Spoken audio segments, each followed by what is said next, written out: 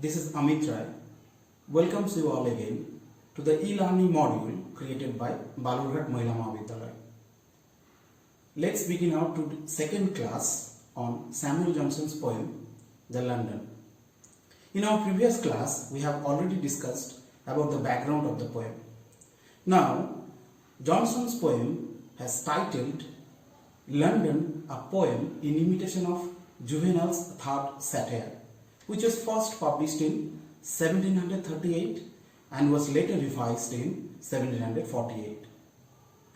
As the title indicates, the work is solely based on Juvenal's third satire. A certain question arises about the word satire. The word satire first originated, or etymologically it derived from Latin word satura, which means full. But in the inclusion of prefix langs, the word meaning of satura changes as langs satura, which means miscellany. Satire is a genre of literature and performing arts in which vices, follies, shortcomings are often held up to ridicule, ideally with the intent of ridiculing or shaming individuals, corporations, governments,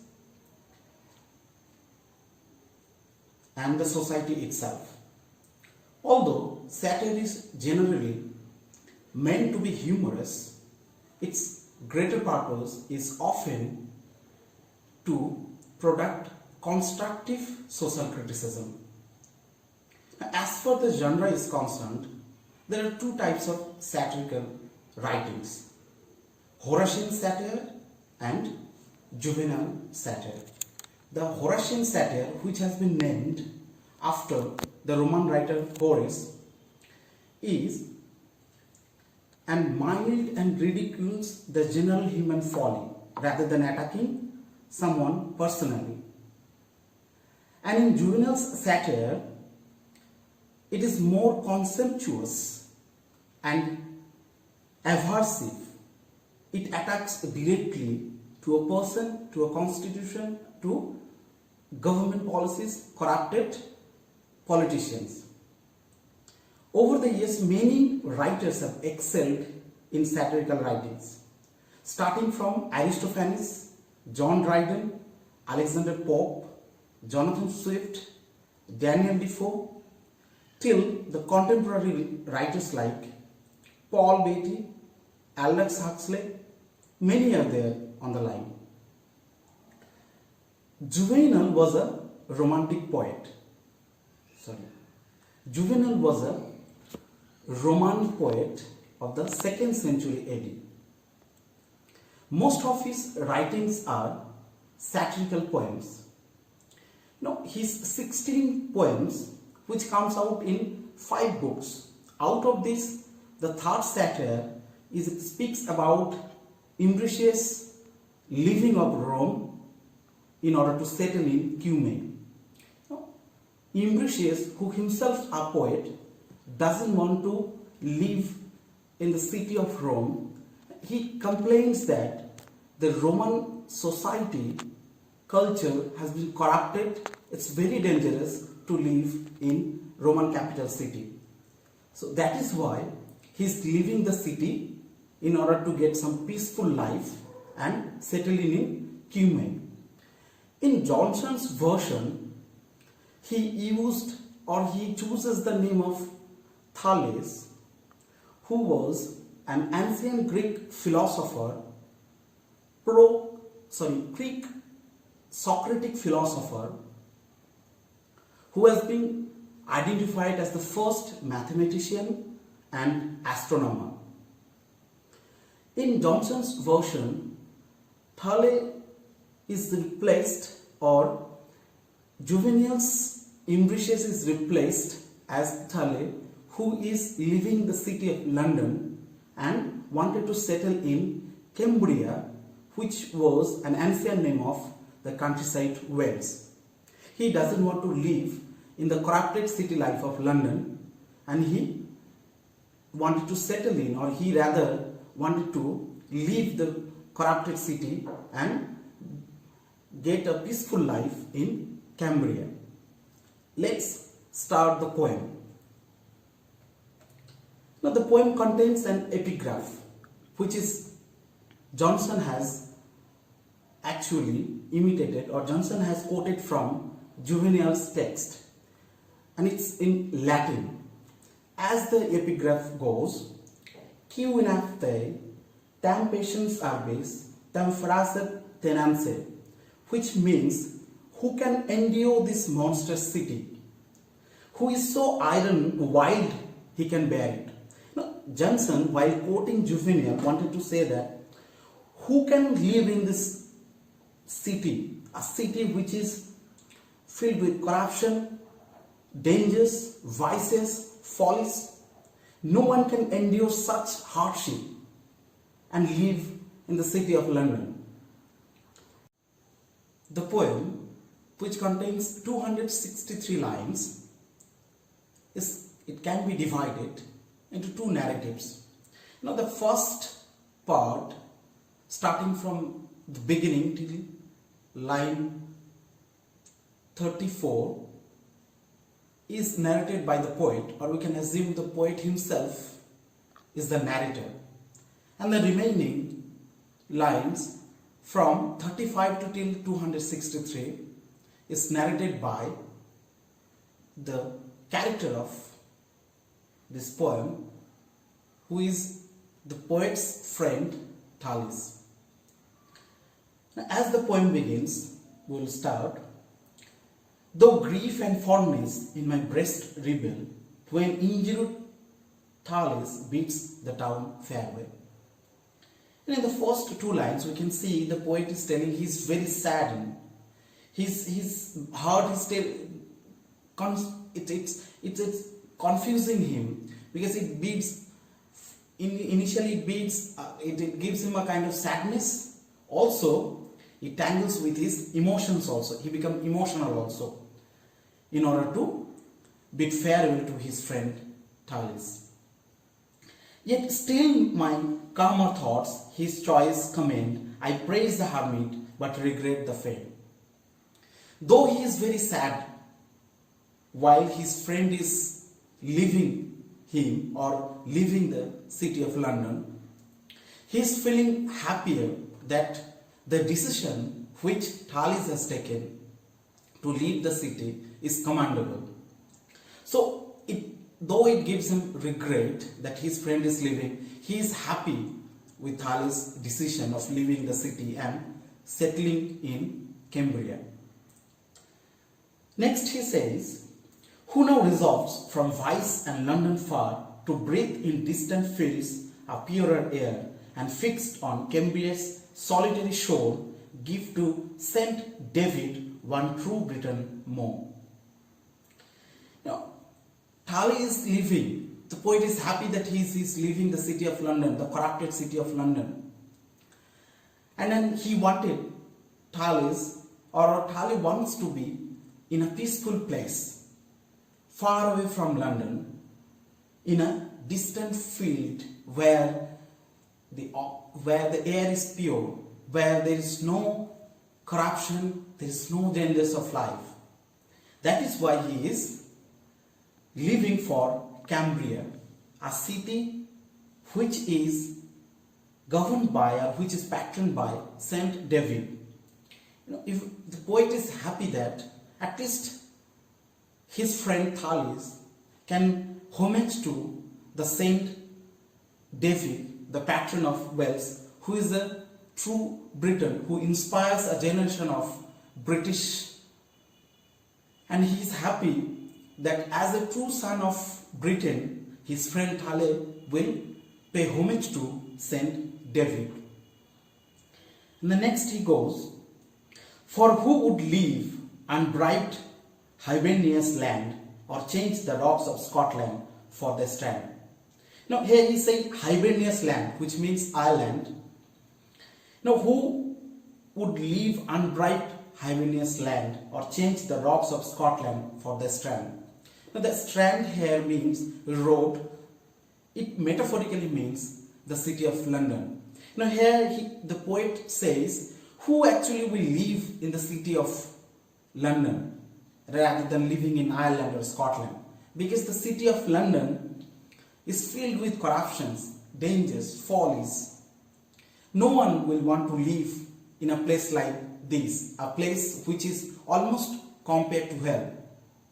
Only one can live in the city of London if somebody is bribing him, if somebody is paying him a huge amount, then they can live in this city instead of living Ireland or Scotland. Next he goes, there none are swept by sudden fate away, but all whom hunger spares with age decay. Also in the countryside, in the countries like Scotland, in the areas of Scotland and Ireland, nobody dies of early age. Nobody dies of accidents, nobody dies of any other mysterious things. People die normally in old age. But here in London, people are dying. They can die at any moment, at any time. Because he thinks, here in the city of London, as it goes, here malice, rapine, accident, conspire, and now a rabble rages, now a fire. Their ambush, their relentless ruffian slay, is filled with mongrous rogues, criminals. So no one will live in the world, no one will want to live in the city of London if somebody is not bribed or if somebody is not getting paid enough, paid a huge amount. People will not live in London other than living or settling in Ireland or Scotland. Next the poet says, here failing houses thunder on your head, and here a female atheist talks you dead. Even he said, even sometimes you can get thunder also and it can kill you. Other than this, he is telling that, and here a female atheist. We cannot relate because Johnson has not given a name of any female atheist during this time, because Johnson himself, who is a Tory and an Anglican Christian, he has not given any reference about this female atheist. But we can assume that the poet wanted to say that any revolutionary woman of his time can kill someone by talking some nonsense. Then in the next part, the poet says, while Thales wets the wary that contents of dissipated wealth, the small remains on Thames banks, in silent though we stood, where Greenwich smiles upon the silver flag. Then in a sedentary moment, he and his friends, Thales, who is about to leave the city, who is standing, both of them are standing at the bank of Thames River and waiting for a ferry, waiting for a steamer to take Thales from the city of London to his destined place, or the place where he wanted to settle in, that is in Cambria. While standing at the bank of the river Thames, they noticed, or they could notice the glittering of the water, which almost glittering in, or which is in silver moon color. It reminds them about the old customs, about the old times of England, old customs or old history of England. They are standing at a place which is Greenwich. The place Greenwich is referred as where Queen Elizabeth I, who is reigned England from 1588 to 1603, and the period of Queen Elizabeth I is regarded by Johnson as one of the best ruler, or one of the best time England had. So they are standing at the place, at the birthplace of Queen Elizabeth, where they could remember the glorious days of England, where Greenwich smiles upon the silver flat, struck with the seed that gave birth Eliza, will kneel and kiss the consecrated earth. Both of them, he and his friend Thale, they kneel down and kiss the place or kiss the ground, the place in which a ruler like Queen Elizabeth I was born, who was an excellent ruler according to Johnson and his friend. In pleasing dreams, the blissful age renew and call Britain's glories back to view. While standing there or while thinking about Queen Elizabeth, they could view, they could imagine, they are in a dream when England was in its glory. England was ruled by Queen Elizabeth. Behold her cross triumphant on the main, the guard of commerce and the dread of Spain, who could easily demolish the enemies, that is the Spain army's fleet, whose flag was standing tall and putting England's glory in its journey. Ere masquerades debauched, excise oppressed, or English honor grew a standing jest. And now, just look at the glorious English culture, English society, English country has become a joke.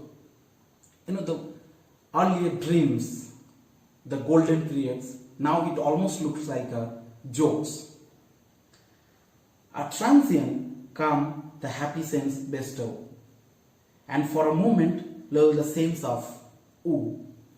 This dream about the old England ruled by Queen Elizabeth give them a momentary peace, give them a momentary happy moment. And then they could sense the awe, they could sense the danger, they could sense the tragedy in comparison to the past glory days and what is going on at the present, at the contemporary time. At length, awakening with contemptuous frown, indignant Thale eyes the neighboring town. After this happy moment of dream, now Thale is frowning, Thale is disrespecting, or Thale is looking at the town from the bank of Thames River. He is disrespectfully looking at the town because of the vices, corruption, what is going on in the contemporary city, which was not there in earlier times. Here, our narrator, the poet, stops here in line 34, and the remaining lines narrated by our character Thale himself. He narrates his own story now. As Thale is standing at the bank of Thames River waiting for a ferry to leave the place, he started narrating about his reasons why he left the country, why he's leaving the city and moving towards the countryside. The very beginning he says, "Since worth," he cries, "in these degenerate days, once even the cheap reward of empty praise." Now in this society, in this place, in this London city, you can easily get reward, you can easily get award for a false praising. This city is degenerating days in days, where you can easily just get attraction, or easily get promotion, easily get livelihoods by praising falsely to some political leaders, to some people. And then he says, "In those cursed walls, devote to vice and again, since unrewarded science toils in vain." In those cursed walls means, even he says, in the academic world, even in the educational sector, people are only thinking about the vices. They are doing some mischievous things, or they are doing some wrong things, and sold themselves to the monetary profit, monetary institutions who are only wanted to gain profit, who sold the whole education system, the academy world to the business people. That is why he is saying, in those caste worlds devote to vice and gain, since unrewarded science toils in vain. Nowadays nobody is truly doing anything. People are doing, or even the academic field is becoming monetary profit in order to gain wealth, in order to gain good business proposals. Next he says, since hope but suits to double my distress, and every moment leaves my little less. Even if I hope, that will give me a double problems, a double distress. Because in this city, if I hope, I will be disappointed more. Even my hope will disappointed. Since I am very disappointed with the condition of the city, if I am hoping to stay here, if I am hoping that someday I will be getting, or I will be in good, I will be doing good things in my life, but I am feared that my hope will distract me, it will give me double blow. And every moment leaves my little less. Because the time I will stay here, I will lose my time. Since I have not enough time left, I cannot leave it in this condition. While yet my steady steps no staff sustains, and life still vigorous revels in my veins. So though I am not young enough now, I am getting old, but still I can recover myself, still I can have a new beginning, a fresh start. Next he says, grant me kind heaven to find some happier place. He is asking God's favor here. He is telling, give me some place, a kind of heaven he wants, a place where he can live peacefully. Grant me kind heaven to find some happier place where honesty and sense are no disgrace. He wanted to leave a place, he wanted to be in a place which will be like heaven, where sense and honesty will get prominence, where people will give importance to honesty and sense. There won't be any disgrace for honest people. There won't be a hardship to live a life of honest people. Next it says, some pleasing bank where verdant osier is playing, some peaceful vale with mature painting scale. Now in the next 4 lines he is talking about a utopia place in which he wanted to be. A place which will be having natural surroundings, which will be having some pleasant, and which will be a forest-like atmosphere where he can love, where he can hear the breathing of the forest, where he can hear the murmuring sound of forest. Some peaceful vale with mature painting scale. It should be a natural description, it should be a natural place where he wanted to be. Where once the harassed Briton found repose, and safe in poverty defy his foes. Now, in these 2 lines he says that he wanted to be a place in which the old Britons, who are the people lived in earlier old period Britain, was saved themselves. Now this back to the story, it gets back us in the middle period or in the old period, when the people in Britain, which is now termed as Britain, the Britannians actually fled from their place in order to, or when they were attacked by the Germanic tribes, Saxons and Anglo-Saxons and Jews. They left the place, they left the city and have taken shelter in a countryside. Our character, the Thali, the friend of the poet, wanted to be in that place where the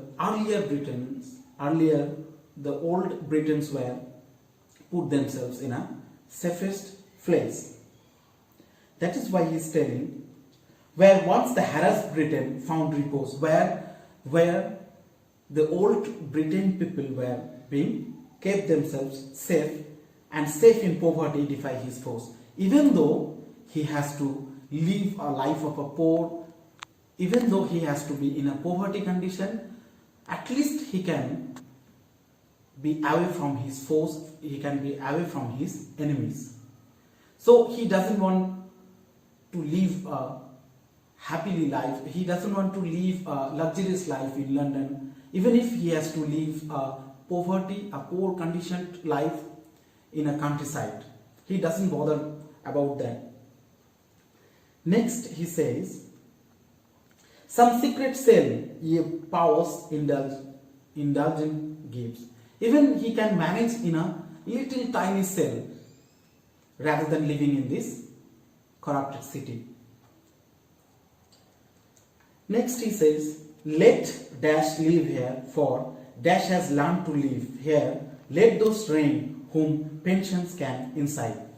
Here the poet Johnson deliberately leave it as a dash because he doesn't want to be his poem as a controversial. But the critic says that this dash means we can put George II's name here, who ruled during the period of Johnson's lifetime, who ruled England from 1727 to 1760. So if we put George II's name here, we can be getting the meaning like this. Let George II live here, for he has learned to live here. Let those reign whom pensions can incite. He is telling, Thali is telling that let the king George II live in this city, or his followers who are accustomed with this luxurious life. He doesn't want to live like the King George or his followers. That is why he says, here let those reign, let them be in this city, whom pensions can incite to vote a patriotic black, a courtier white. He is telling that even if for getting pension in this city of London, one has to bribe a parliamentarian or one has to bribe the officers. So let King George rule this place, and he can even ensure, he can even manipulate the voters who will vote for the evil people or who will vote for the corrupted people. That is why he is given the allusions of patriot black, a courtier white. He is telling that in defeating weak parties, in corrupted weak parties, even they can manipulate the voters. These weak corrupted parties, parliamentarians even can manipulate the voters, and this black money oriented people or corrupted people can become a courtier white. Next he narrates, explain their countries dare bought rights away and plead for pirates in the face of day. Even he is telling that even this parliamentarian, this corrupted parliamentarian can allow the Spanish here. The poet has given a reference to the Spanish pirates. The poet here referred the pirates as Spanish armada people, but Spanish fleets, whom actually given the permission by the court of George II or by the Prime Minister Robert Pole, who has given them the permission that they can regulate or they can check the English ships while coming from American colonies. That is why he is satirizing that even these parliamentarians will allow the pirates, the Spaniards, to check our ships, to regulate our ships. With slavish tenants, taint our poisoned yoke and lend a lie the confidence of truth. Even someday we will find, if this is going on for a prolonged time, if this is going on for a future, for a long period of time, there will be a time when truth will be devastated. There won't be any truth. It will only filled with this corrupted, these people like Robert Cole or the followers of George II, who will corrupted the whole city. Even they will polluted the mind of youth.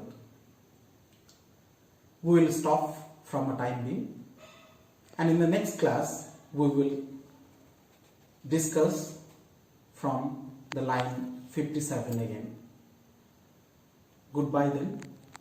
Stay home and stay safe.